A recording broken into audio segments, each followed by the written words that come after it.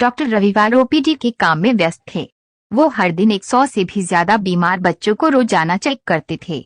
वो इस काम को किसी मशीन की तरह हर दिन किया करते। उनके सहायक ने उनके चेम्बर में आकर उन्हें बताया, 2 औरतें एक बच्चे को लेकर आई है। बच्चा सांस भी बड़ी मुश्किल से ले पा रहा है। आप कहे तो उन्हें अंदर भेजूं। डॉक्टर ने हाँ में सर हिलाया। एक बूढ़ी औरत और एक जवान औरत डॉक्टर के चेम्बर में आई। बूढ़ी औरत ने अपने हाथों में एक 1.5 साल का बच्चा पकड़ रखा था। दोनों के मटमैले कपड़े और शारीरिक हालात देखकर डॉक्टर ने उनकी आर्थिक परिस्थिति को समझ लिया। डॉक्टर ने इशारे से दोनों को अपने टेबल के पास वाली कुर्सियों पर बैठने को कहा। डॉक्टर ने पूछा, बताइए माजी क्या हुआ है बच्चे को? माजी बोली, 3 दिनों से मेरे बच्चे को जुकाम हो रखा है और आज तो बड़ी मुश्किल से सांसें ले पा रहा है। डॉक्टर साहब देखिए जरा बड़ी तकलीफ में है मेरा लाल। डॉक्टर ने बच्चे पर ढके मैले कपड़े के टुकड़े को हटाकर देखा तो एक कुपोषण के कारण बहुत ही कमजोर, बिल्कुल हर्पी जैसा छोटा बच्चा डॉक्टर को दिखा। बच्चे की आधी आंखें खुली थी, हाथ और पैर के नाखून भी सफेद पड़ चुके थे। फेफड़ों में तरल भरने की वजह से सांस लेने में तकलीफ हो रही थी। ये सभी लक्षण निमोनिया के थे। डॉक्टर ने माजी से कहा, देखिए माजी, बच्चे की हालत बहुत गंभीर है। उसे तुरंत शहर के बड़े सरकारी अस्पताल में दाखिल करवाना पड़ेगा। हो सकता है वहां पर उसे सांस की मशीन की जरूरत पड़े। वह मेरे पास नहीं है लेकिन उस अस्पताल में है। आप इसे तुरंत वहां पर ले जाइए। माजी ने थोड़ा हिचकिचाते हुए कहा, हमें तो लगा था हम दवाई लेंगे और घर वापस लौट जाएंगे, इसलिए हम घर से सिर्फ 300 रुपए लेकर चले थे, जिसमें से 80 रुपए तो भाड़ा में ही खर्च हो गए हैं। डॉक्टर ने पहले ही उनको देखकर अंदाजा लगा लिया था उनकी समस्या क्या हो सकती है। आप चिंता मत कीजिए माजी, जहां मैं आपको भेज रहा हूं वह सरकारी दवाखाना है और वहां पर गरीब लोगों का अच्छे से इलाज किया जाता है। आप ज्यादा मत सोचिए और ये लीजिए। आप तुरंत जितनी जल्दी हो सके उस दवाखाने पहुंचे। डॉक्टर ने अपने जेब से 500 निकालकर माजी की तरफ बढ़ाते हुए कहा। माजी ने डॉक्टर से पैसे लेने से मना कर दिया। उन्होंने कहा, मैं आपसे ये पैसे नहीं ले सकती, उल्टा मुझे आपको पैसे देने चाहिए। आप फिक्र मत कीजिए, हम अभी बस स्टेशन पर जाते हैं, वहां पर किसी से संदेशा भिजवाते हैं।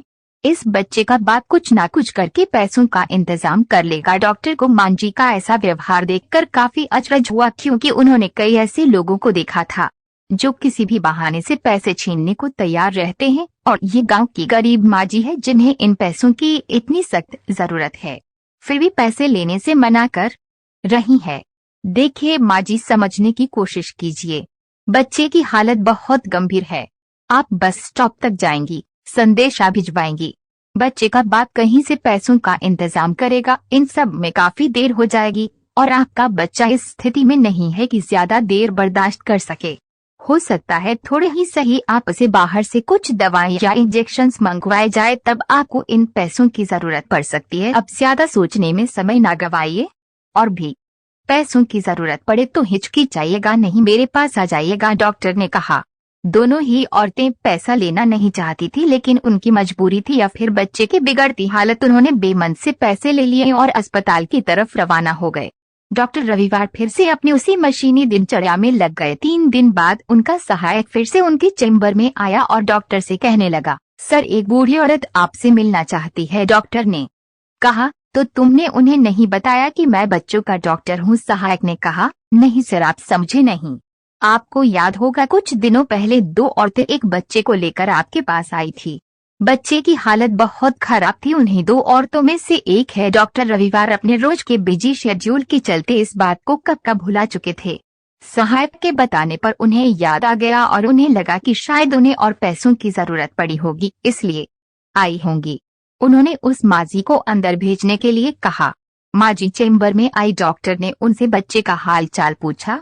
मांझी ने अपने हाथ में रखे 500 के नोट को डॉक्टर के सामने बढ़ाते हुए कहा, ये लीजिए साहब आपके रुपए, इसमें से एक भी दवाइयों के लिए इस्तेमाल नहीं हुआ।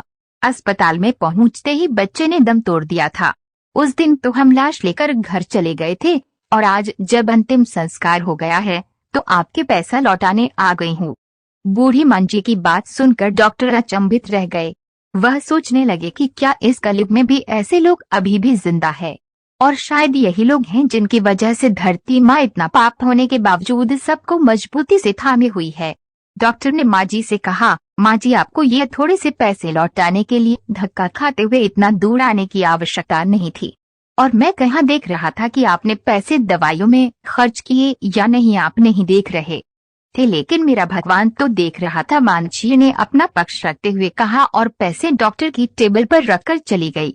झुकी हुई पीठ के साथ चलती बूढ़ी माँ जी को देखकर डॉक्टर के दिल में फिर ख्याल आया, पढ़े लिखे भ्रष्टाचारी लोग जो ईमानदारी की बातें करते हैं उनका बोझा गांव देहात के इन अनपढ़ लेकिन सच्चे ईमानदार लोग उठाते हैं, इसलिए वो झुके हैं। दोस्तों, ईमानदारी पर दिल छूने वाली ये कहानी हमें सिखाती है कि पेट भरे होने पर भगवान की भक्ति और ज्ञान की बातें जैसे कोई भी कर सकता है, वैसे ही पैसों के होने पर ईमानदारी की बातें करना कोई बड़ी बात नहीं है।